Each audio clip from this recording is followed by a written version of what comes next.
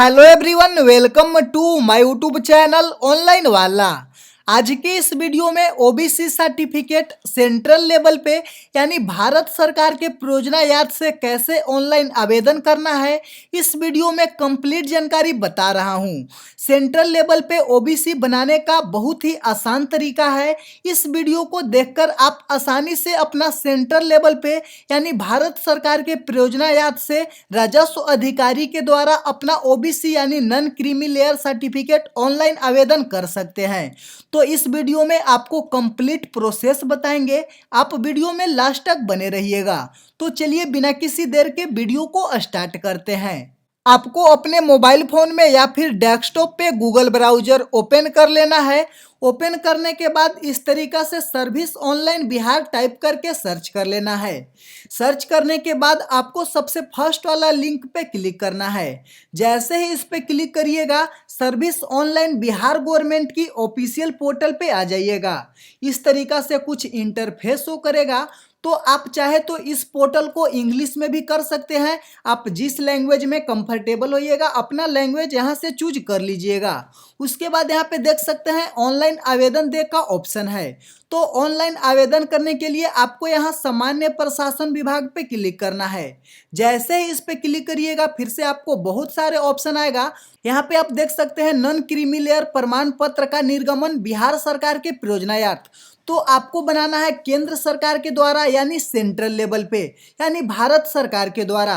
तो आप यहाँ पे देख सकते हैं एक और ऑप्शन है नॉन क्रीमी लेयर प्रमाण पत्र का निर्गमन केंद्र सरकार के परियोजनायार्थ।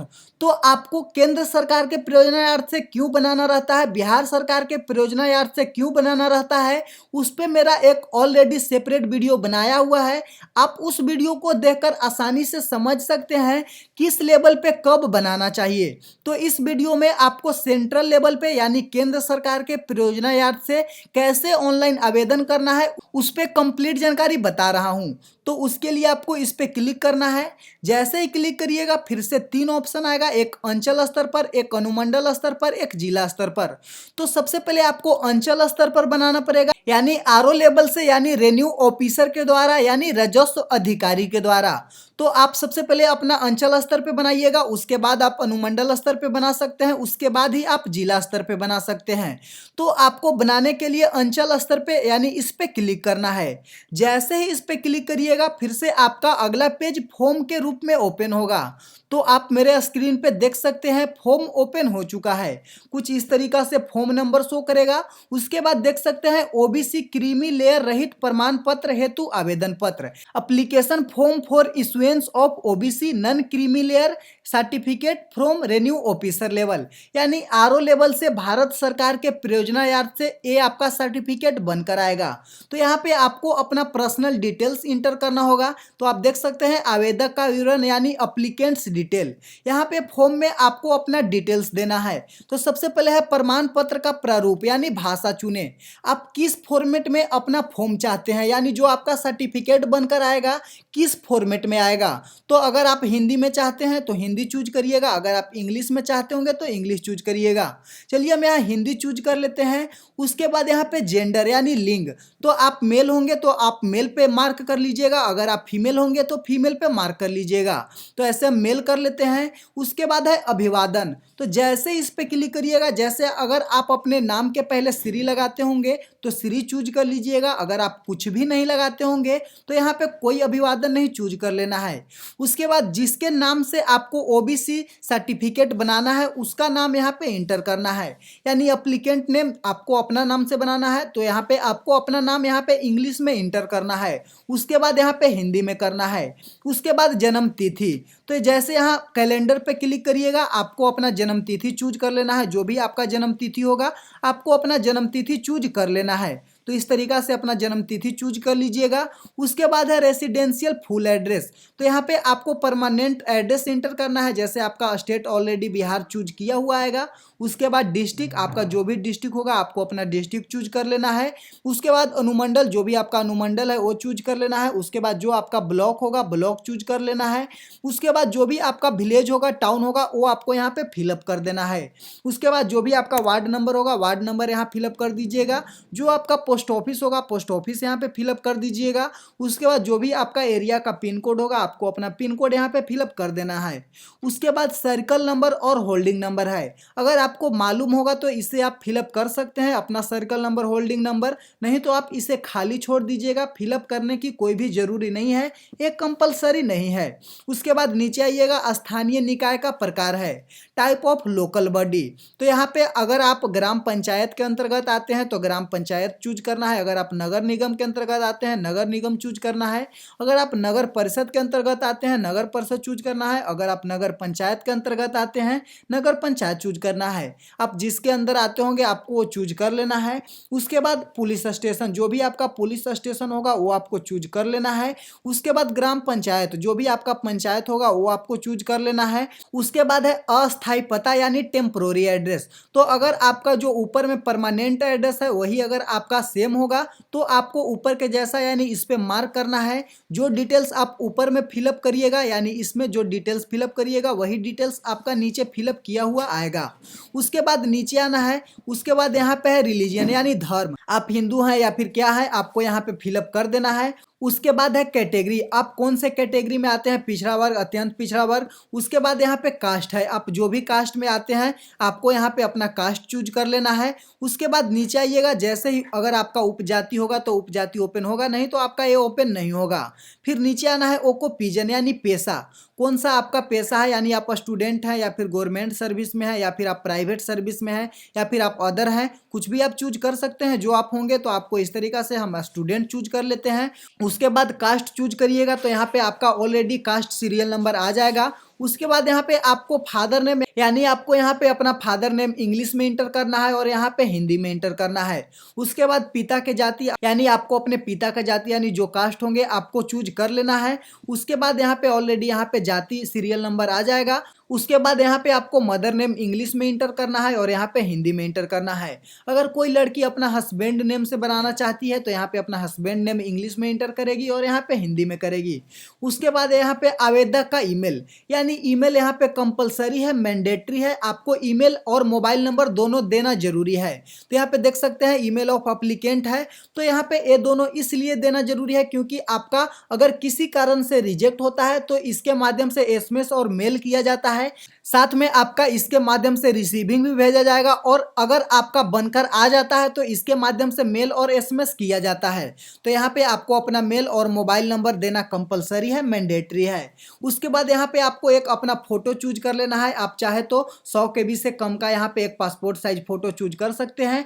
ये पूरा फॉर्म को हम फिलअप करके भी दिखाएंगे, ऐसे भी आपको पहले बता देते हैं। उसके बाद यहाँ पे है डिटेल्स कुछ देना है, आप इसे चाहे तो खाली छोड़ सकते हैं, आप इस डिटेल्स को नहीं फिलअप करिएगा, ये मैंडेटरी नहीं है, कंपलसरी नहीं है। आपको नीचे आना है, फिर आप यहाँ पे आय अपना वार्षिक आय है इसको आपको फिलअप करना कंपलसरी है, मैंडेटरी है। तो नौकरी से आय आप चाहे तो यहाँ पे 00 दीजिएगा, अगर आपका नौकरी से आय नहीं होगा, आपका जिससे आय होगा आपको दे देना है। जैसे मेरा व्यवसाय से आय नहीं है तो हम 0 दे देते हैं, पेंशन से आय नहीं है यहाँ पे 0 दे देते हैं, कृषि से आय है मेरा तो यहाँ कृषि से आय हम इस प्रकार दे देते हैं। जो भी आपका कृषि से आय होगा या फिर व्यवसाय से आय होगा आपको दे देना है।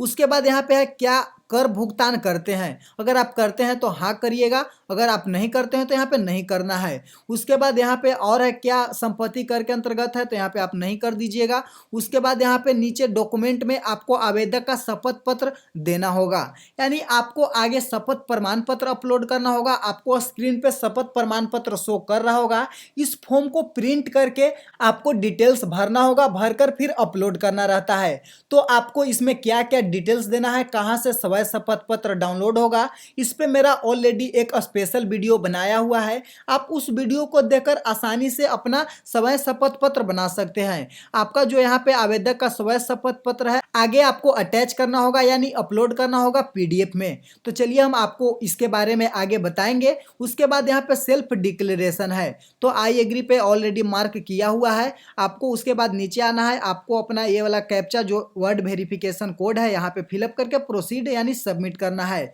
तो चलिए हम पूरा डिटेल्स पहले इंटर कर लेते हैं, उसके बाद आपको आगे का प्रोसेस बताते हैं। अब आप फॉर्म में देख सकते हैं हम अपना डिटेल सही सही इंटर कर लिए हैं, तो आपको भी डिटेल सही सही इंटर कर लेना है। उसके बाद यहाँ पे देख सकते हैं आधार नंबर हम फिलअप नहीं किए हैं, अगर आप अपना आधार नंबर फिलअप करते हैं तो फिर आपका आधार कार्ड के साथ जो मोबाइल नंबर रजिस्टर्ड होगा उस पे ओटीपी जाएगा और आपको उस ओटीपी को फिलअप करना होगा यानी देना होगा।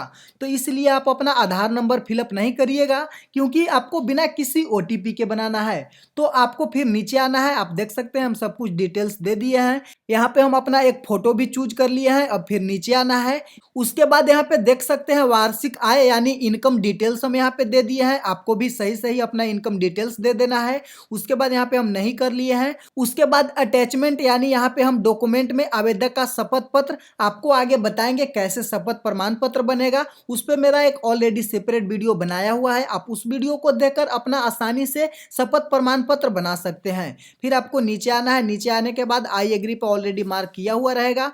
फिर आपको अपना सही सही कैप्चा इंटर करना है, तो हम कैप्चा इंटर कर लेते हैं। उसके बाद आपको आगे प्रोसीड यानी सबमिट करके दिखाते हैं। फिर आपको यहाँ सबमिट पे क्लिक करना है। जैसे ही सबमिट पे क्लिक करिएगा नाम चेक कर लेना है, मोबाइल और ईमेल चेक कर लेना है। उसके बाद यहाँ पे ओके करना है। जैसे ही ओके करिएगा फिर से आपका अगला पेज ओपन होगा।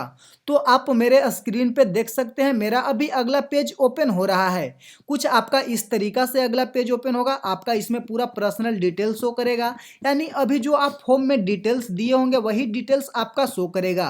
तो आपको एक बार फिर से सही से चेक कर लेना है। अगर आपका सब कुछ सही होगा तो फिर आपको नीचे अटैच का ऑप्शन आएगा यानी अटैच एनेक्चर, इस पे आपको क्लिक करना है। अगर आपको कुछ गलत होगा तो अभी से भी आप एडिट कर सकते हैं। तो मेरा सब कुछ सही है, अटैच एनेक्चर पे क्लिक करना है। जैसे ही अटैच एनेक्चर पे क्लिक करिएगा आपका कुछ इस तरीका से ओपन होगा।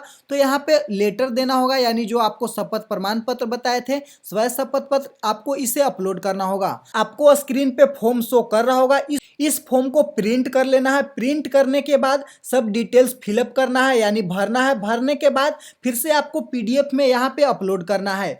तो इस पे मेरा एक ऑलरेडी सेपरेट वीडियो बनाया हुआ है, आप उस वीडियो को देखकर आसानी से कैसे इस फॉर्म को डाउनलोड करना है, क्या क्या डिटेल्स भरना है, सब कुछ उस वीडियो में बताए हैं। उसका लिंक वीडियो के डिस्क्रिप्शन में दिया हुआ है। आप उस वीडियो को देखकर आसानी से अपना स्वयं शपथ पत्र बना सकते हैं। तो चलिए हम चूज कर लेते हैं। तो चूज करने के लिए आपको कुछ इस तरीका से ऑप्शन आएगा, तो हम यहाँ पे चूज कर लेते हैं। आपको भी अपना शपथ पत्र चूज कर लेना है। उसके बाद दस्तावेज यानी डॉक्यूमेंट, यहाँ पे आपको एक डॉक्यूमेंट देना होगा जैसे Aadhaar card, MNREGA job card, मतदाता पहचान पत्र, driving licence, PAN card, passport. इसमें से कोई भी एक आप डॉक्यूमेंट चूज कर सकते हैं। जैसे हम अपना आधार कार्ड ही चूज कर लेते हैं।